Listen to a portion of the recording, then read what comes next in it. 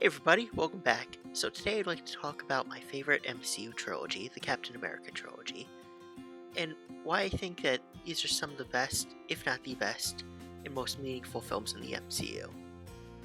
Before I get into it, please remember to subscribe to my channel if you like this video. I currently only have 8 subscribers, so I'm desperate. Help me out. Now let's get into it. So Captain America is one of those characters who, on paper, really shouldn't fit into the Marvel universe.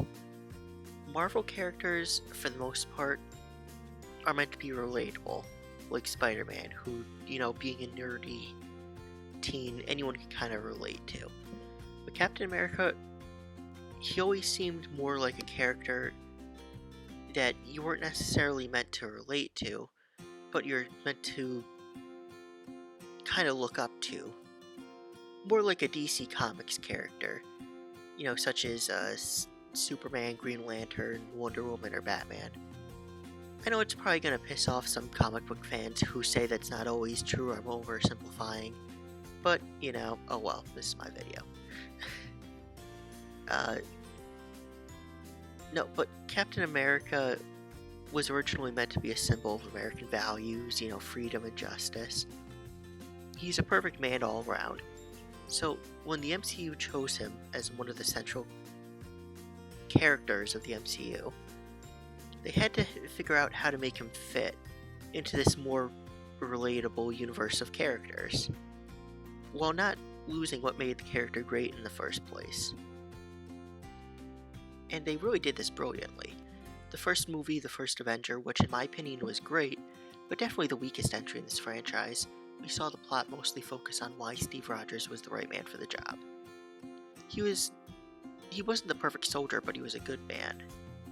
Not even that, he was an amazing person who desperately and repeatedly attempted to go to war for his country, despite his tiny stature.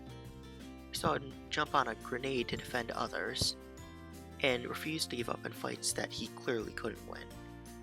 And we saw how the serum only advanced these amazing aspects of his personality, and didn't corrupt him like it did for the vast majority of other people who took it.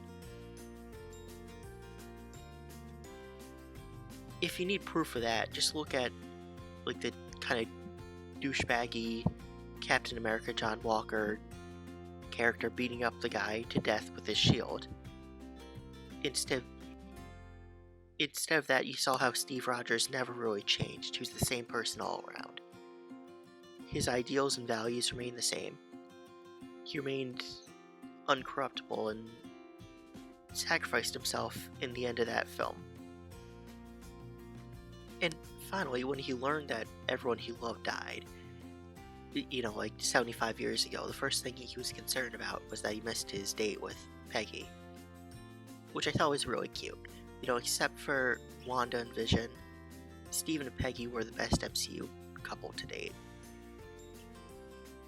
Okay, so by the end of the first film, we got it. Steve was definitely the best man for the job, and he's morally incorruptible. But now you have to take that kind of rigid character and make it more relatable and interesting, and not just kind of be this perfect man. And again, The Winter Soldier, the next film in the franchise, did that brilliantly without giving up the traits that we loved about Steve. It did this by taking this man who has an overwhelming love of freedom and country, and putting him into a more modern environment in which people are telling him his worldview is incompatible with reality, and in order to keep everyone safe, we need to compromise with some of our freedoms. Now I love this because this is clearly commentary on the NSA surveillance scandal that was kind of happening at the same time, as well as it's also kind of commentary on the greater philosophic and political debate about kind of freedom versus security that's always been going on in this country. Now, this character who loves looking at the world in kind of in black and white terms, in terms of right and wrong, he's now put into a more gray scenario in which he even says he doesn't know what's right anymore. Now, This will be important later in Civil War, when it kind of puts Steve Rogers and Tony Stark on opposite political paths. Tony Stark has what I would argue is a more politically liberal story arc, in that he learns in his films first kind of the dangers of the military-industrial complex, in that he kind of sees how it hurts people in his first film. Next, he sees the dangers of kind of under-regulation in Age of Ultron, but The Winter Soldier puts Steve Rogers on a definitively more conservative, libertarian, small government path, in which he learns the dangers of compromising your freedom for security and allowing for too much government control. And these two story arcs are inevitably going to crash in grand fashion. Also, I really respect this because Hollywood, being mostly liberal, very frequently injects liberal themes or messages into their films, but very rarely will you see a film gives proper due diligence to conservatives or small government ideologies, and this film does it very subtly but very brilliantly. Now, the rest of The Winter Soldier is essentially a political thriller, in which every scene there's a real sense of tension and dread. Who can I trust? Who am I being watched by, or am I being watched at all? Is the Winter Soldier going to come out of nowhere and assassinate me? And when you combine that with the excellent choreography in the fight scenes, and the fact that the majority of the film doesn't go too overboard with CGI, and instead uses more grounded practical effects, this makes The Winter Soldier one of the most well-shot, most thematically and politically rich films in this franchise. Next comes Civil War, and again, the first thing I noticed when I watched these films was how amazing these fight scenes were. I believe that the best fight scenes in the entire MCU take place in this film. There was more CGI in this film, which is unavoidable with so many superheroes who all have different powers, but despite that, the fight choreography always felt realistic and grounded.